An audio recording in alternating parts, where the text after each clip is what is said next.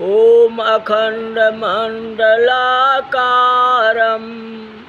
व्याप्तयेन चराचरं तत्पदं दर्शितं येन तस्मै श्री गुरुवे नमः। भवानी शंकरो श्रद्धा विश्वासरूपिणो यमाश्रितो हि वक्रो अपि चंद्र सर्वत्र वंद्यते। तुलसीदास जी लिखते हैं, बड़ी उम्र में हिमालय के यहाँ श्रद्धा रूपी पुत्री का जन्म हुआ और वह धन्य बन गए। इसका अर्थ ऐसा होता है, जो श्रद्धा जवानी में ही पैदा होती है। शायद बुराइयों में भी सच्ची श्रद्धा जन्मे तो भी जीवन जो है सफल हो जाता है।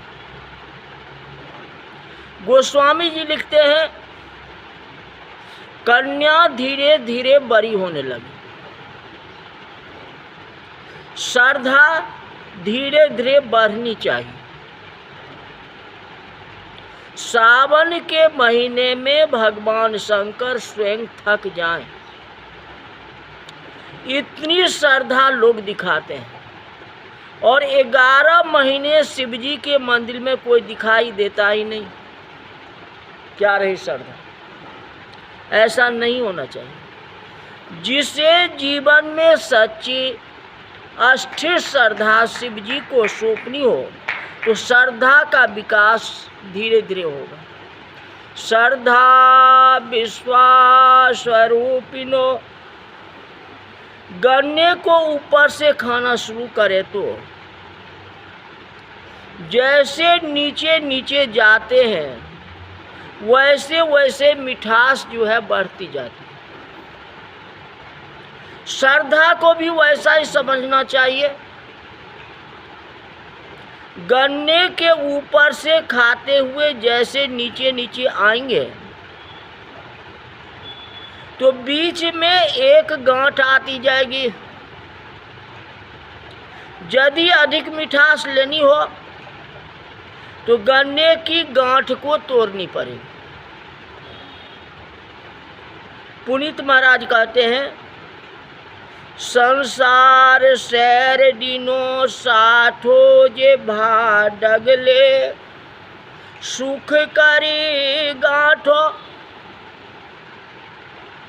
गोस्वामी जी लिखते हैं, जो नारद समाचार जब पाए, नारद समाचार सब पाए, को तू कहीं गिरी गे हसीधाए, को तू कहीं गिरी गे हसीधाए।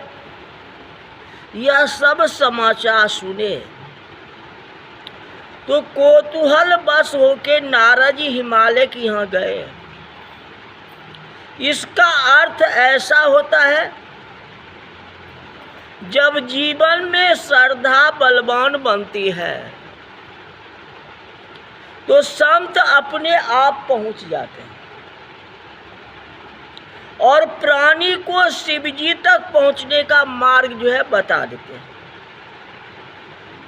नारद जी आए तो शैल राज बर आदर कीन्हा, अपद पखारी बर आसन दीन्हा।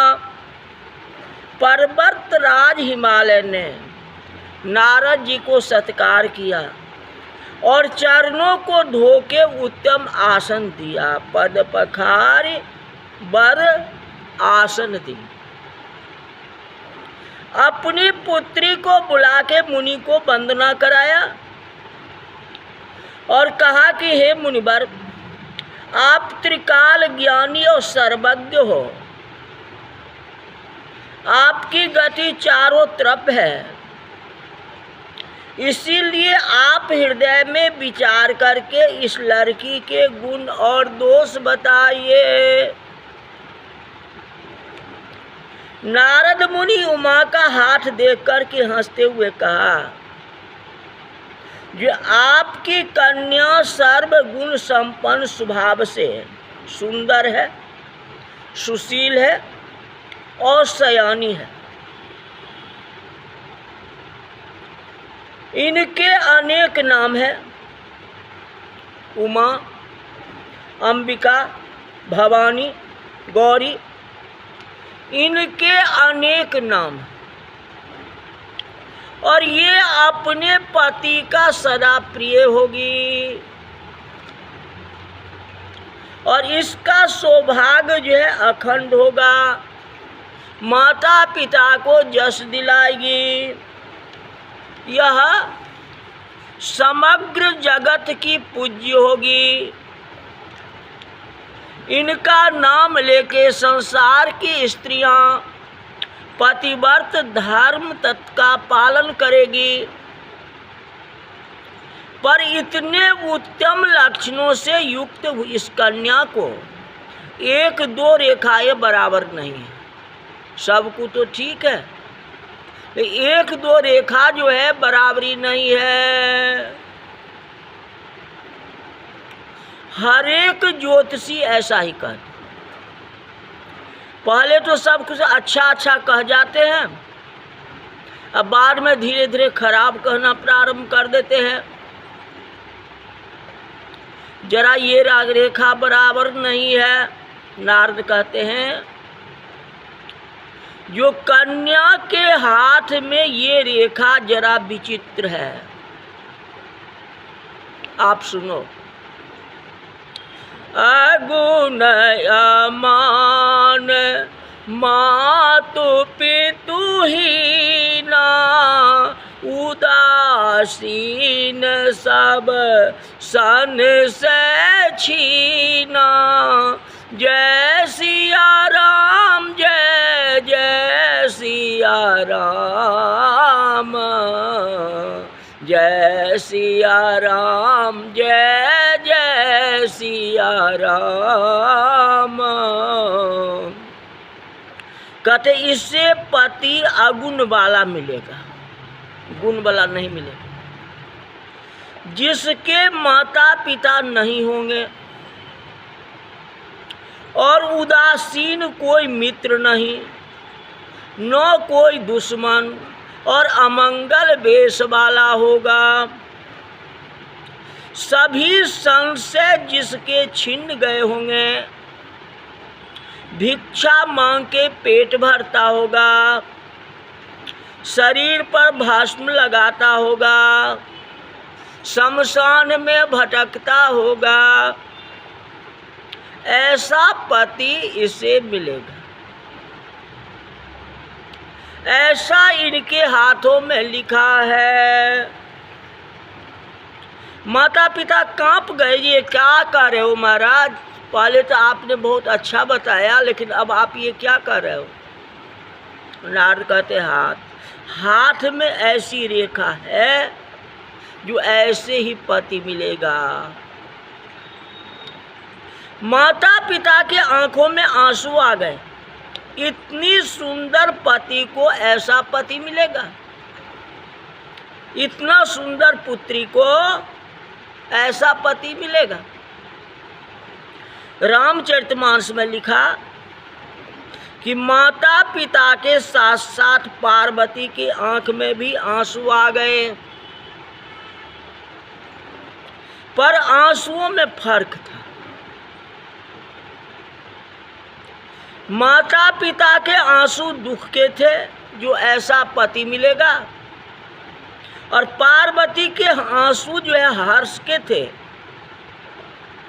क्योंकि समझ गई कि नारद जी जिसका वर्णन कर रहे हैं वे तो शंकर भगवान, क्योंकि बिना माता पिता वाले केवल शिव जी ही हैं। शिव के माता पिता कौन है ही नहीं। कई लोग मानते हैं ये रामनवमी के दिन राम का जन्म, जन्माष्टमी के दिन जो है कृष्ण का जन्म, इसी प्रकार शिवरात्रि के दिन शिव जी का जन्म हुआ। पर शिव जी का कोई जन्म तिथि नहीं है।